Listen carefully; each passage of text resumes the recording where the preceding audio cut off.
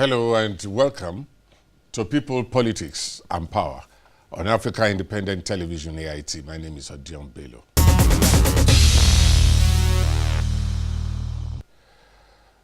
Not long ago, local government election took place in Lagos State, where the ruling All Progressive Congress, APC, swept the entire chairmanship and councillorship positions. That has always been the trend. The narrative is that the party that controls the state in all cases wins the council elections in that state. Now, Ebonyi is one of that state where local government elections took place, and the ruling PDP in that state won all the seats. And in cases where there are doubts or where the party is not in firm control, elections will not take place. Now, how realistic and fair are these state electoral bodies who serve as umpires in these elections? What will be the way out? This is the crux of the matter today on People, Politics and Power. Welcome back. Now, before we make progress with our interview, let's look at the reactions on this issue at a meeting of 15 political parties that took place in Abuja under the aegis of Coalition for New Nigeria. So that nobody pays obnoxious fees for contesting election. As we speak today, the President of the Federal Republic of Nigeria did not pay a dime to contest election in Nigeria. The governors of the Federal Republic of Nigeria did not pay a dime to contest election. So the Lagos State LASEC gave conditions for people to contest election, thereby denying most of the political parties. They fixed money for people to contest election, and majority of us here, some of us are in court with LASEC. And until that is done, because that is where we put money into our politics. And if you see when the chairman was reading, we're trying to eliminate, if possible, completely money politics in our domain. And we will continue to challenge any laws that contravenes the Constitution of the Federal Republic of Nigeria as encapsulated in this particular document. We call on all politicians and well-meaning Nigerians to join this coalition and desist from making inflammatory statements capable of overheating the democratic process, but should allow themselves to be guided by the provisions of the Political Parties Code of Conduct 2013 and the Constitution of the Federal Republic of Nigeria as amended. Hence, we pronounce ourselves as to the coalition for New Nigeria committed to 1. Economic, political, and internal restructuring of Nigeria. 2. Empowering our youth, women, and persons with disability through a well-articulated policy towards a better Nigeria. Respect for the rule of law and protection of our democratic institution. Build a nation of great dreams and worthy of accomplishments. A nation where equity and justice shall be our guiding principle. After more than 4 hours of voting exercise, Senate on Wednesday concluded work on its fourth attempt to amend the Nigerian Constitution of 1999, arrogating what seems more powers to itself while taking away some of the powers of the president and his executive arm of government. The lawmakers unanimously voted in favor of plans to include all former Senate presidents and speakers of House of Representatives in the composition of the Council of State. A bill for an act to alter the provisions of the Constitution of the Federal Republic of Nigeria 1999 to include former heads of National Assembly in the Council of State and for related matters 2017 is already third time and passed. The upper legislative chamber also fortified itself with immunity status. What that means, and if the arraignment proves true, the lawmakers cannot be held liable for whatever they say or do in the course of doing their job. Vote now. Similar gesture is extended to state legislatures, which may now enjoy financial autonomy. While lawmakers equip themselves with powers and privileges, they carefully pinched from the powers of the president by completely removing the lawmaking power of the executive arm of government. The Senate also pinched from the president's powers, cutting down on the days he could withhold assent to a bill before being overridden. The Senate, in the committee of the whole, considered the report of the Constitutional Review Committee on a bill for an act to provide for the procedure for passing a constitutional alteration bill where the president withholds his assent and approved as recommended. Is this a true reflection of what transpired in the committee of the whole? Even the attempt to place a time frame of 30 days on the president to forward his ministerial nominees for Senate confirmation is viewed as being confrontational. We gave a promise and we have kept to it. We are definitely making history this afternoon in the exercise that we have carried out, not only in the timing of it, but the content of the exercise that we've carried out today. Senate, however, reached other far-reaching decisions it considers as landmark achievements in the last 2 years, especially the approval of ministerial slots for the Federal Capital Territory and possibly ending a 41-year-old agitation. This is the fourth amendment to the Constitution since the return of democratic dispensation in 1999. The first was passed in June 2010 and made provision for the financial independence of the National Assembly and the Independent National Electoral Commission. The same amendment made provision for new timelines for the conduct of general elections. There were two other alterations, and the more contentious one was during the Fifth Assembly under the stewardship of Senator Ken Nnamani, the then Senate President. This was the Senate which struck down the alteration because it contained a clause which sought to extend the tenure of the President. The 51-member committee, which formulated the process of this draft, drew some lessons from the hiccup which prompted the rejection of an earlier process.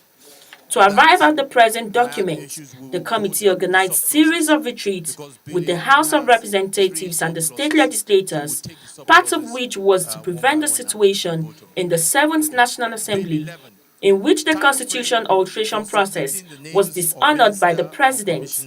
In the present exercise, 33 sections were considered, out of which 5 were rejected. The House of Representatives will consider the constitution amendment. Welcome back. Once again, we shall be looking at the process of local government election in Nigeria. And joining me in the studio is a man who has been part of election monitor in this country for many years, talking about Abiodun Ajijola. Abiodun Ajijola is the National Coordinator, Election Monitor. Abiodun, welcome to the program. Thank you very much for having me, It's so good sir. to have you here. I'm most honored, sir. Thank you, sir. Right. Yes, sir. Now, let's start this way. What is your impressions about local government elections in Nigeria? Are they on course? Well, I would say that within the limit of the infrastructure and the circumstances, local government elections are not as bad as they can be. In the sense that when you go to the states and you look at the state independent electoral commissions, which are in charge of conducting local government elections, with exception of FCT, area council elections, which is conducted by INEC, you find out that they basically have the same problem, and that is the overbearing control of the state government or the governor. And when you look at the state independent electoral commissions, they are basically an appendage of the state government, like any other agency of government. And as you know, if you are an agency of government and everything you do is organized, funded, is taken care of by that government, it's very difficult for you to be independent. So even if you call it a state independent electoral commission, you're going to prepare a budget, and that budget is going to go to the same governor. The governor will approve or disapprove, will cut certain things, and at that point you have lost your control. Now people say, what of appointing the chairman of the state independent electoral commission or the commissioners? Yes, just like in the case of INEC, we have the president appointing the chairman and then the national commissioners and resident electoral commissioners. But because the funding is on first-line charge and does not involve the president assenting to any aspect of the funding of it, it makes some level of financial autonomy. And that is what truly gives INEC an independence over the state independent electoral commissions.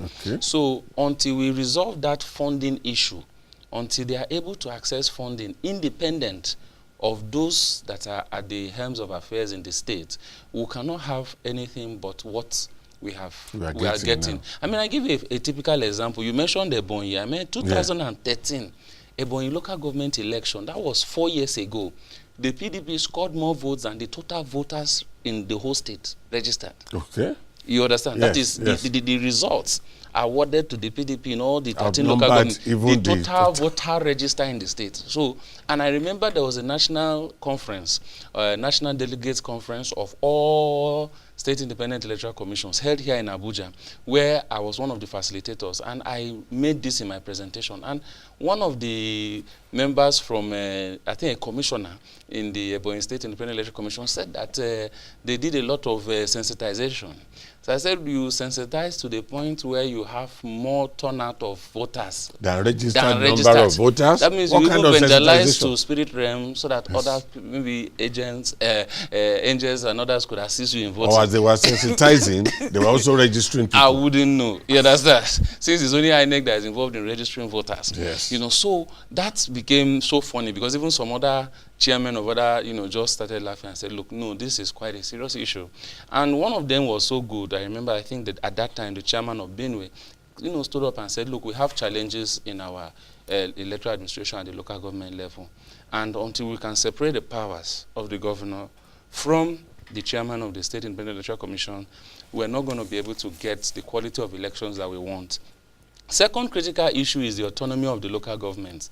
Because the local governments also don't have autonomy, right? So you have a situation whereby, as you said, in some states, the governor decides he does not want election. And then he holds caretaker committee. 4 years, 8 years. It is unfortunate. And this is also happening because the governors have taken total control over the structure of the local governments in their states. Of course, they do this for the purposes of power play and relevance and to ensure that they can dominate the political landscape. But it's not in the interest of the country to have local governments that are not autonomous.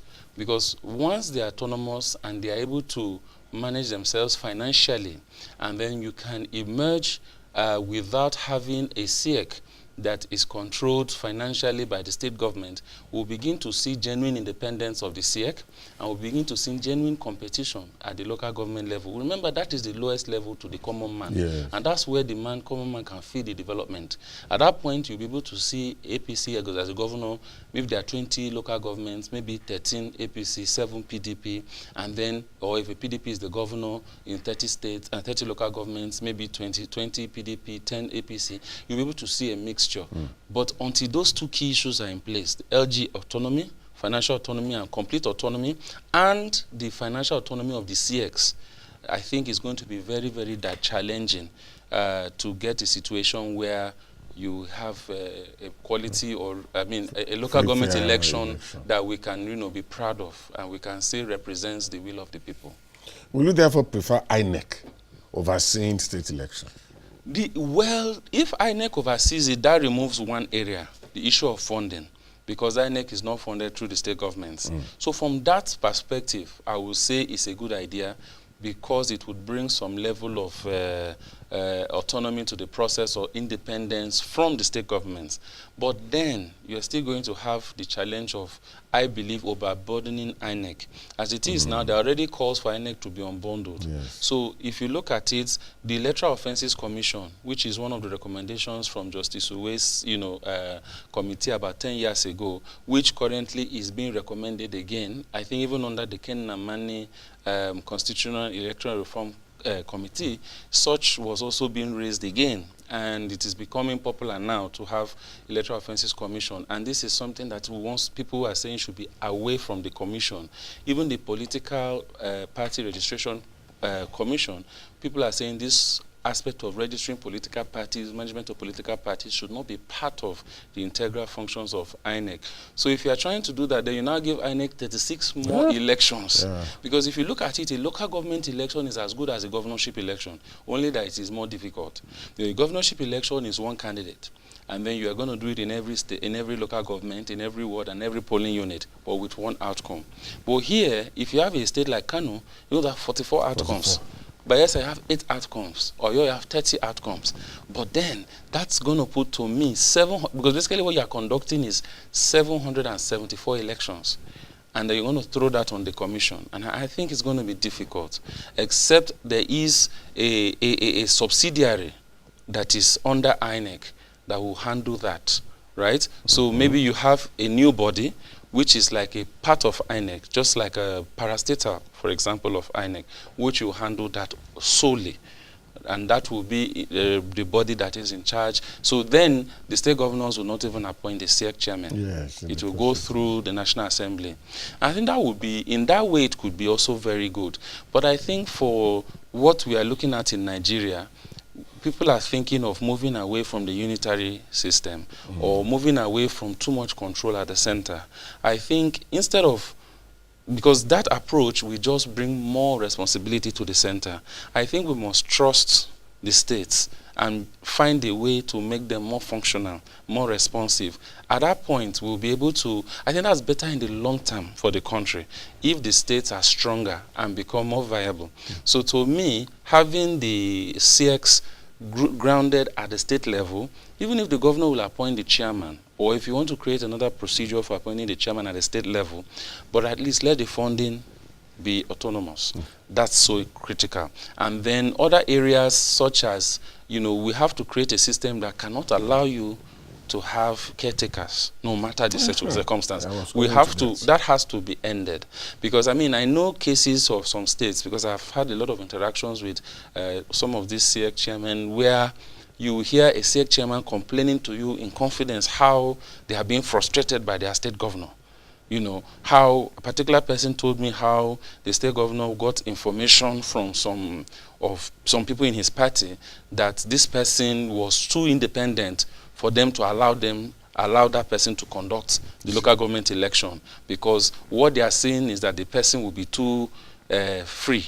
And so because of that, they extended caretaker for 2 years again in that state until the governor left power. So, this is really unfortunate, and if these key issues are not addressed, then I don't think we can expect anything better from our local government elections. This idea of no election and having caretaker committee or whatever, have you really studied it to know whether it's constitutional? Is it allowed in the Constitution, or it is unconstitutional? And what are your suggestions towards fighting that issue? This well, I'm not a lawyer. I don't know too much of the legal issues, but I do believe that there must be some loophole that allows it to be done. Because if it was completely illegal, I'm sure it could, by now, people would have challenged it, and probably it would have been prevented. Because if it happens in different states, I believe there must be some provision the governors are using to take advantage of that.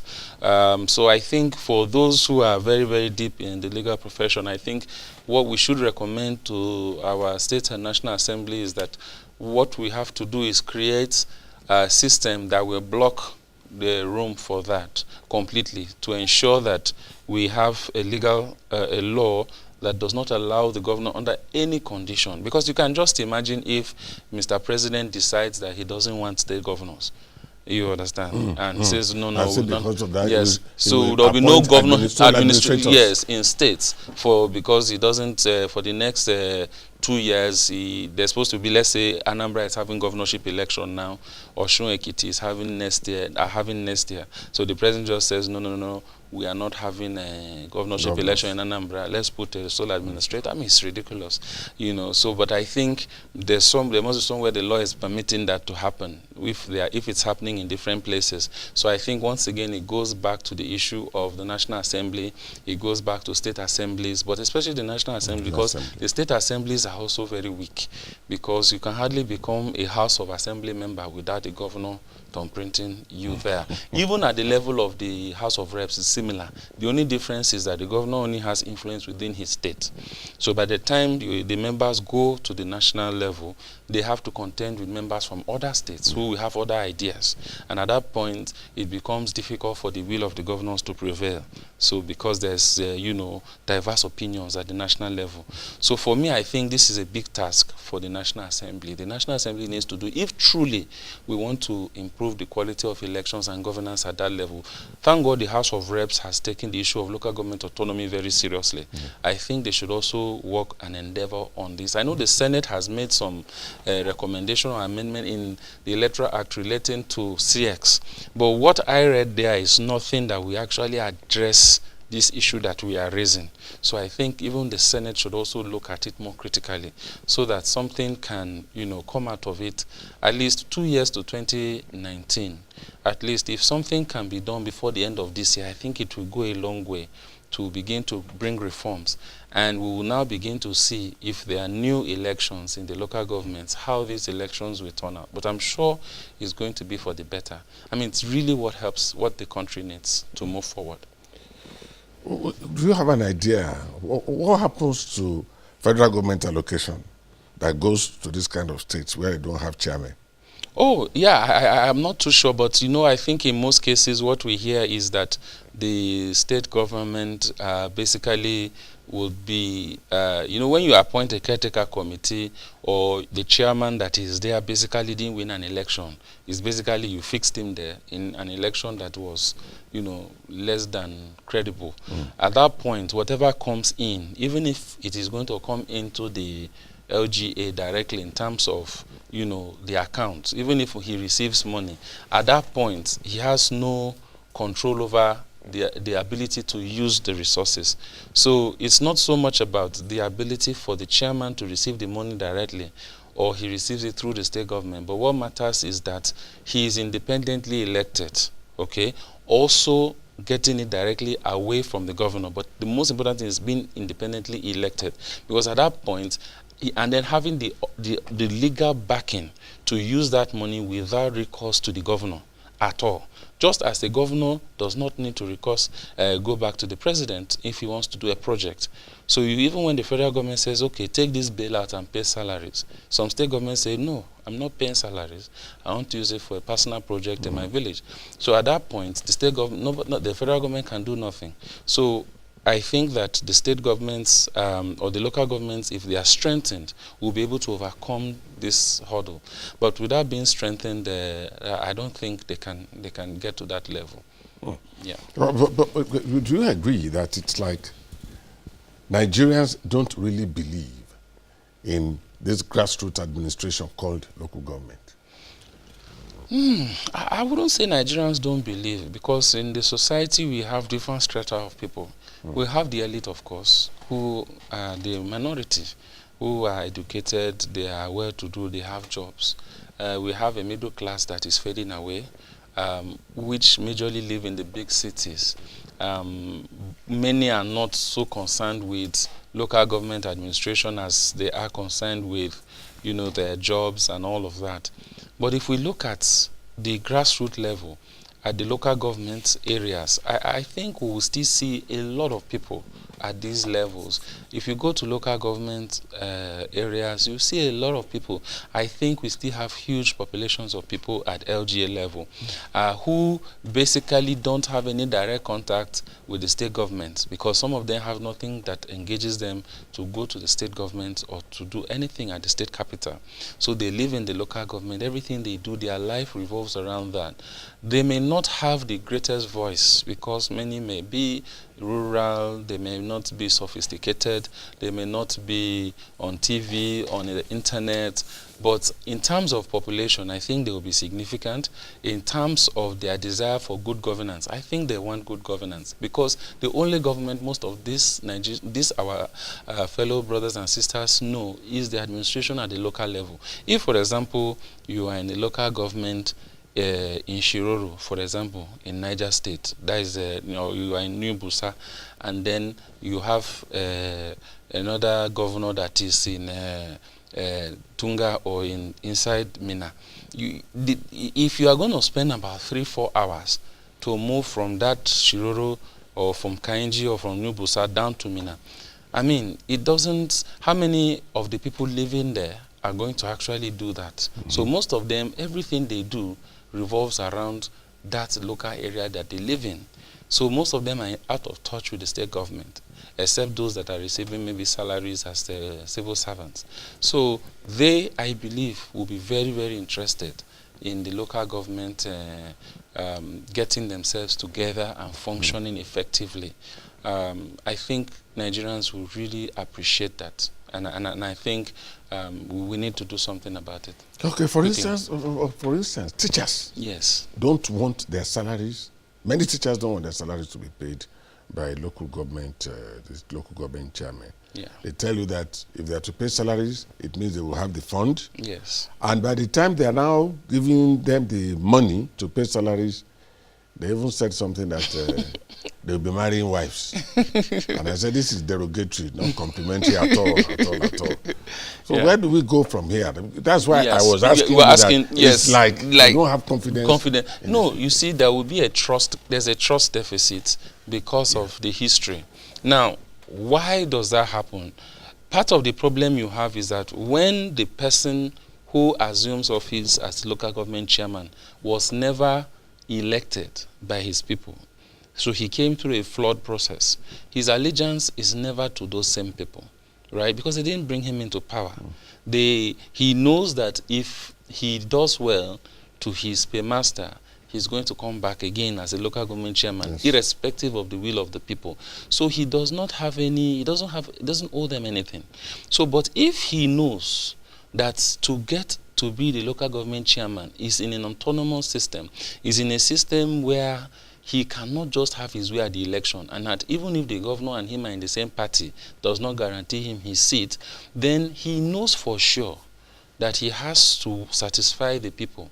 So even if at some stage there is negative or bad governance, once the people know that, or those in the local government chairmanship positions know that they cannot return to those seats without, the support of the people through performance, eventually they will begin to shift. I mean, it's like in Nigeria as a whole at a larger level, when we had governance is improving. Today, you can find out even at the presidential level, for example, the government says they are coming out with a policy, and then all of a sudden you hear the citizens saying, no, we don't want this policy. Protests, people going on TV, people going on internet, social media. And then maybe the government decides to halt the policy, decides to explain the policy, or decides to abandon it altogether. We've been seeing this in government recently, I mean, the past 5 years or more than. And that is because the government is beginning to realize that if you play with these people, they can throw you out of power. And that's why 2015, we even had an incumbent losing his seat. So we are seeing that the people have that power to change the person in that seat.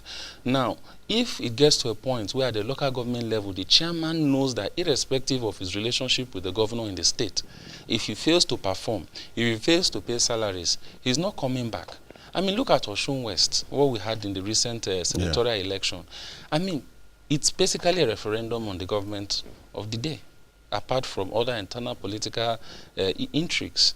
But basically, it is the people, the people are passing a message to the government of the day in that state, saying certain things to that government. So it shows you clearly that now you wouldn't expect the senator that won that particular election against a party that is ruling that state not to be sensitive to those same people, because he knows that he can as well be thrown out the next time.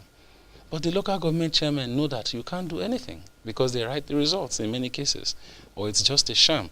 So for me, I think the people have lost hope because of the political electoral system at that level. If that system is adjusted, and I believe the chairman will have no choice but to begin to perform.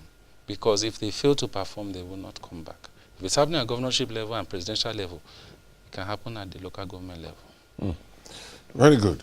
The program is People, Politics and Power. The Nigeria of our dream, the Nigeria we need, is the united, indissoluble and cohesive Nigeria which guarantees equity, fairness, justice and prosperity for its citizens. That is our focus on People, Politics and Power. It is fresh, insightful, impactful. It's a must-watch. People, Politics and Power on AIT.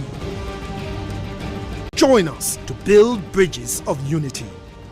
And my guest is Abiodun Ajijola. He is the national coordinator of Election Monitor. With the name of that group, you know that he must be very, very vast in monitoring elections. And of course, you know that elections start with registration of voters. That's right. Now, it's on now. Yes, sir. Yes, sir. You must have been going around. Yes, sir. Yes, sir. Are we getting there? Well, I think I want to commend the Independent National Electoral Commission for making it truly a continuous process. As you know, the Electoral Act provides, and also I think the Constitution provides, that we must have some form of registration of voters at certain, and it must be continuous. So there has always been the issue of what is the definition of continuous. And in the past, the Commission has been able to explain it as saying that so far it happens at certain periods of time and all that. But this is the first time we are having a truly continuous registration, because 2019 elections are about 2 years away, or 1 year and about 9 months. And then we are already having an open system where you can walk into any registration center and register. And it's not within a 1 week period, within a 2 week period, as we have been having in the past. It's an open-ended period as far as from now to the end of this year. It's going to continue next year, and then we're still going to continue having more of that. So we are having it continuous. I personally am impressed because as of the continuous registration started on the 27th of April this year. And as you know, this week, the week of the 24th to the 28th of July, the register is being displayed for this first quarter. And the essence of that is to show Nigerians, how many people have been registered. And as I know, as of 7th of July, about 1.4 million people had been registered across the nation. And I'm sure a few must have been added in the couple of weeks since then. So the point is that it's a good one. The Commission is doing well. I also want to say that for political parties, this is a time for them to key into this system, this process. What we saw in Osun election was that the elections are getting tighter. It's difficult for you because you're an incumbent or because you're a party in power just to have your way. Even at the federal level, we saw it in 2015. We also saw it in Osun.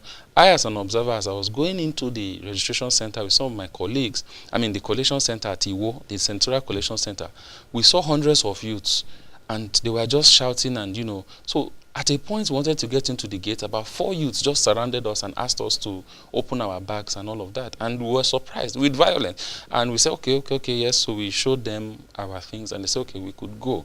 They thought maybe we had something that we wanted to use to rig the election, And for me, that showed a lot of passion from the people. So what you're having is that the people are becoming more responsive. The Commission is improving its responsibilities. So the elections are actually becoming more credible. And that means there's less room for manipulation. So what I expect is that in the changing landscape of elections that we have in Nigeria, politicians need to begin to think outside the box if they want to win elections. 2015, if you check the registrations from 2014, there was a big discrepancy between the states won by Goodluck Jonathan and the states won by President Muhammadu Buhari. We had over 6 million new registrations in states won by Muhammadu Buhari, and then over 3 million in states won by Goodluck Jonathan. So ab initio, before election day, over 3 million voters extra had registered in states that were favorable to Muhammadu Buhari than those that were favorable to Goodluck Jonathan. So it doesn't surprise you that on election day, the current president won with over 2.5 million votes difference, because he had won that election before election started. And that's the advantage of voter registration. In 2008, if you go to Barack Obama, you will see that Obama was able to bring out the 20 to 25-year-olds who traditionally, from research, are not interested in the American election system. They are very young, just starting life. Many of them are not interested. But he was able to convince them that this is your election, this is your country, and whatever happens in governance affects your future. He got them out, over 5 million of them. Not only did he register them, but on election day ensured that they came to vote. And that was what tipped the scale in his favor in 2008. So as we are moving forward, I tell people that 2019 election is going to be defined by those who can mobilize new voters that will vote in their own way. Because we already have established voting patterns. For example, there are states that President Muhammadu Buhari will always win. because he's popular there. There are certain demographics that favor him. There are demographics that will favor another kind of politician. But for you to move forward in 2019, you need to identify the groups that are not committed or interested in the electoral process, convince them to be part of the process, and ensure that they get registered. If they register and come out to vote, naturally they'll vote for you if you mobilize them. You are probably going to have an edge over your opponents. And this is the only way now. Rigging and all those things is becoming a thing of the past. Again, the program is People, Politics and Power. We'll be back after this message. Yeah, you welcome back. Now, Abiodun Ajijola is still the guest. Yeah. Now, yes, I appreciate your positive outlook towards elections in Nigeria. Yeah. Well, how do you react to money for votes? Yeah. Whereby you say, okay, take this 3K, go and vote, I'm watching you. Yes. Which I personally saw in Edo election. Exactly, even Ondo. Even Ondo. Yes. Sir, I am very grateful for that question. In fact, we are even planning a program on that. Okay. You know, how to stop that. The greatest, I tell people that the single greatest threat to our electoral process today is vote buying. That's the single greatest threat. The reason is because it takes away the conscience of the voter. It makes it impossible for the Electoral Commission to do anything. And it completely erodes the issue of free and fair elections. But it does it in a very different way from ballot box snatching and manipulation of collation and all that. It does it in a way that seems to be impossible to address or harmless, in quote. So for that reason, it is very, very dangerous. If it is sinister, as far as I am concerned, I believe that. Now, I'll give you an example. If you go for an election and somebody offers you 10,000 naira cash or 5,000 naira cash, as we've had in some recent elections, for your vote, automatically people say, yeah, why did he accept it? But you're looking at it in maybe a rural area where somebody hasn't seen 10,000 naira for maybe 6 months. Somewhere where he's being owed salary of 10 months, 8 months. And then you're giving him 10,000. Now, whatever he votes, he's not going to get anything. You're offering him 5,000, 10,000, he's going to accept. He's a human being. It's very difficult to break that. So for me, this issue of vote buying must be very aggressively tackled. I believe INEC and political parties, civil society, media as well, and every stakeholder need to come hard on this issue. We take it as just, how do I call it? It seems to be trivialized. Oh, they just... As if yes. And I know that in the election you mentioned, one of the INEC national commissioners was in a particular polling unit and instructed that should be stopped, and they didn't even heed that instruction. So something has to be done radically. I believe between now and 2019, we as stakeholders have to come together and agree on drastic actions to be taken against vote buying. Because if we don't do that, somebody will just sit down and calculate an election. So, for example, if an election in Ondo State we had about maybe eventually I think over 400 and something thousand votes for all the candidates, and you know you need 250 to win or 300 to win, you say 300,000 times 10,000. And if that gives you 30 billion, so the issue is how do we get 30 billion? When you get 30 billion, you've won an election. And that's all. And that, because there's no point in campaigning, there's no point in manifesto, there's no point in town hall meetings. It kills, and then it also kills the conscience of the people. Because the people too don't expect anything because they know they've sold their conscience. I say it again, this is the most dangerous thing.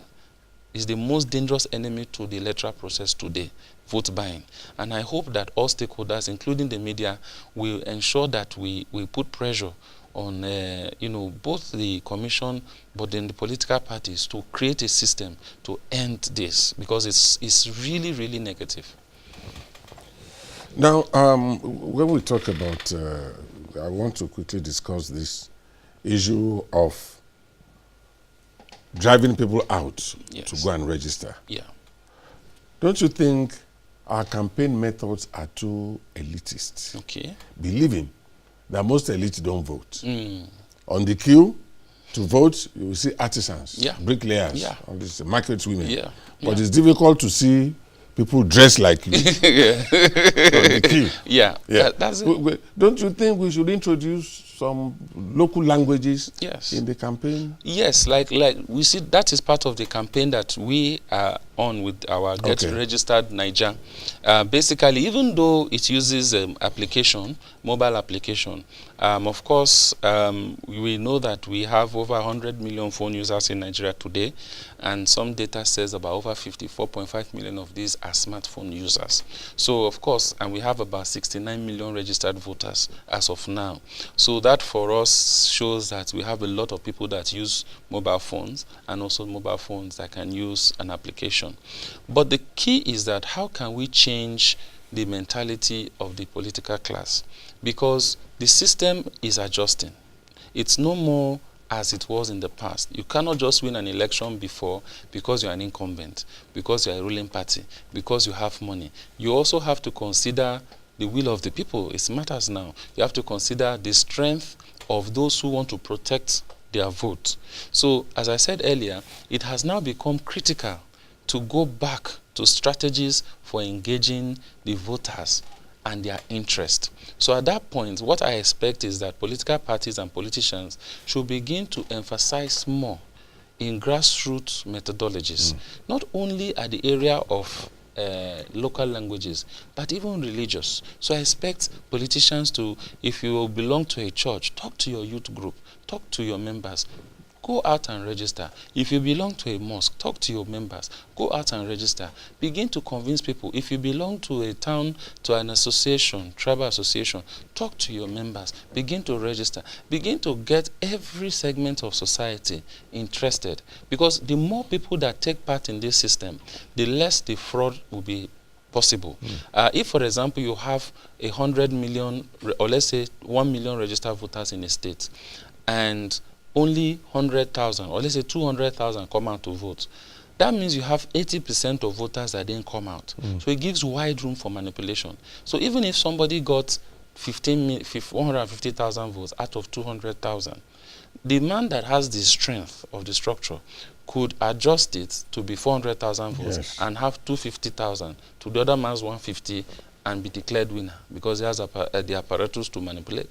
But if, on the other hand, you look at 1 million people registered and 900,000 come out to vote, at that point, the 100,000 that didn't vote, it's not even possible for you to manipulate them because it means you have 100% turnout, which wouldn't be possible.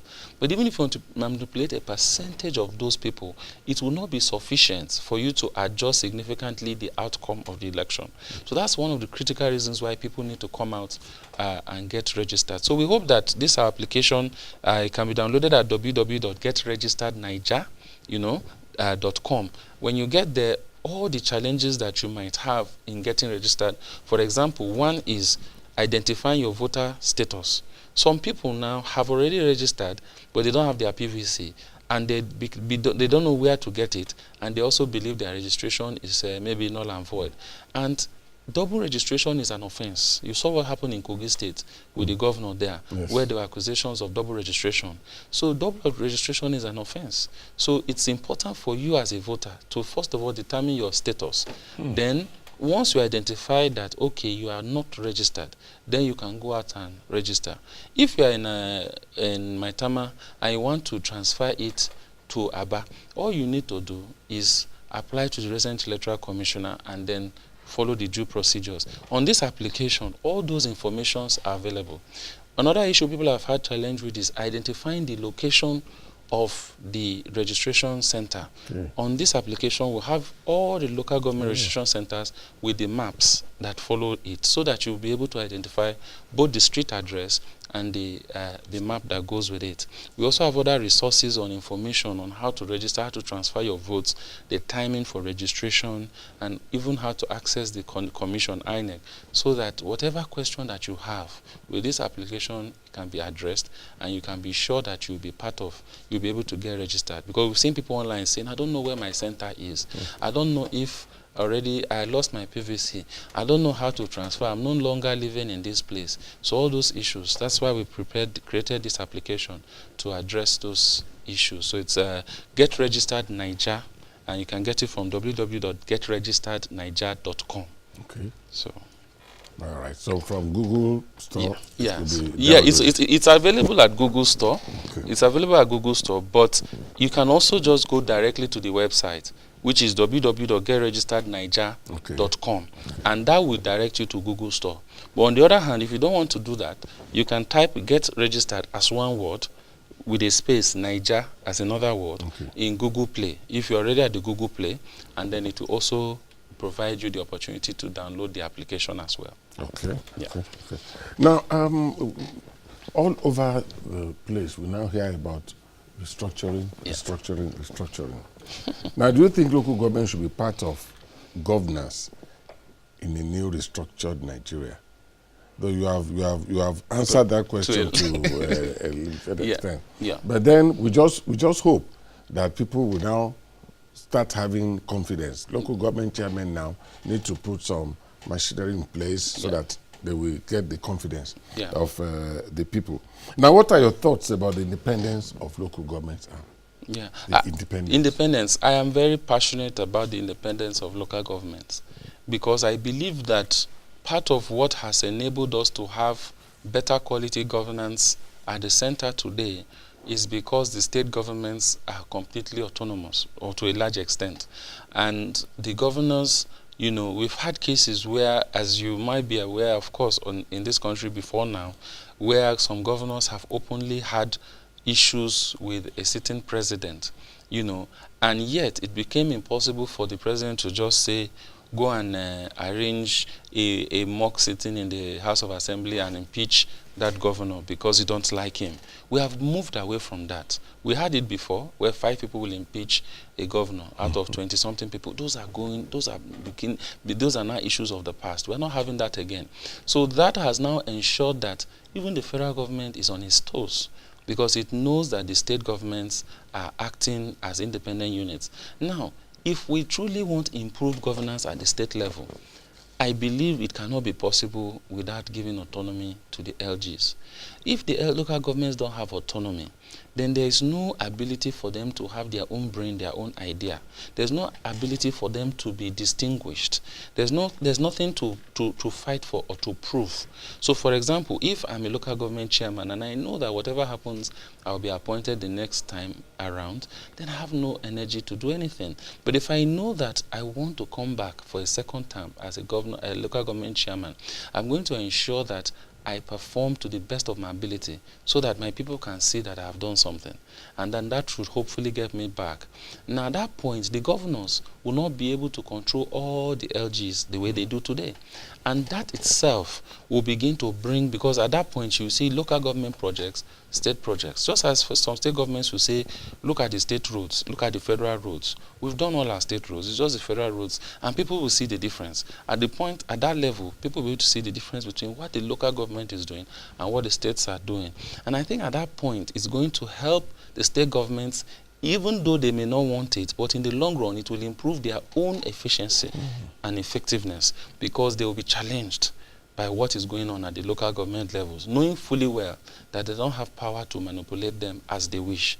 They may not like it today, but in the interest of Nigeria, I think it should be that way. As a matter of fact, the gap will be too much for that farmer. Yes. Going to look for help at the state level. He can't. How does a farmer in New Bosa, in Niger State, what is he doing in Mina? Because he has an issue. Then he has a chairman that is in his local government who can't do anything for him. So it doesn't help him in any way. So the problem we have is that I believe too much of governance, as I said earlier, revolves around the urban areas. Because of the media, because of the internet, because of the upwardly mobile nature of the urban areas and their access to display their own opinions. So in the urban areas, the media will come and interview you, they are on Twitter, they can express their opinions, and then people take that to be the issue. But those in the rural areas, how many of the farmers in the rural areas that are not happy can get their voice heard on any media or even know about Twitter? You see, so nobody knows their pains. But that doesn't mean they don't have pains. They have. So until we can truly integrate them and make them to be happy and feel as Nigerians, I think we are not going to get the maximum potential from the nation as a whole. Now, we are winding up now. This is the last question. As the coordinator of election monitor, Yes, sir. what are your challenges and how are you tackling them? Well, one of the key issues is, you know, we basically focus on the area of elections. And of course, we, like any organization, will always be very happy to get support and more support, because when you have more support, you can get more things done. So I think that's one of the, and I think that's a challenge of most organizations that are doing work in advocacy. Everybody would need more support to do more so they can get more things done. But at the same time, we also hope that, especially in elections, we are concerned about the political class, you know, how to get the political class to be more responsible to their actions and the implications it has on the society. Because what we have seen in the area of some of the stakeholders, such as the electoral management body, we have seen dramatic improvements. Starting from the Professor Tahiru Jega-led INEC down to the Professor Mahmoud Yakubu-led INEC, we have seen a lot of improvements in the performance of the Electoral Commission. Even the security agents, to some extent, have been doing much better than they have done in the past. Before, we know where it was open collaboration between security agents and political parties in elections. Today, except in rare cases, in some isolated events, we find out that security is performing much better to support the process. But the area we are having the significant issue is in the area of the political class. And we are hoping that the political class will be more responsible and begin to ensure that they take steps that will not frustrate the electoral process, steps that will not frustrate the commission, frustrate voters, because all those steps are actually maybe in your interest as a person today, but are not in the interest of the political system. And as I tell people, I said, a few years ago, it looked as if a particular party could never get out of power. Today, that party is out of power, both at the federal level, at even terms of number of states. So what it means is that today you can be a ruling party, tomorrow you can be an opposition party. So it is in your interest to create a system that works, so that if you are on the other side, that system will allow you to remain relevant. But if you create a system that doesn't work, and that only works for those that are in power, it means that when you are out of power, you may remain irrelevant forever. So I call on politicians to support other stakeholders to make sure that we create a system that works for everybody. So if you ever find yourself on the other way, you are sure that the system will fight for you to continue being relevant if you are the person that is most popular among your people.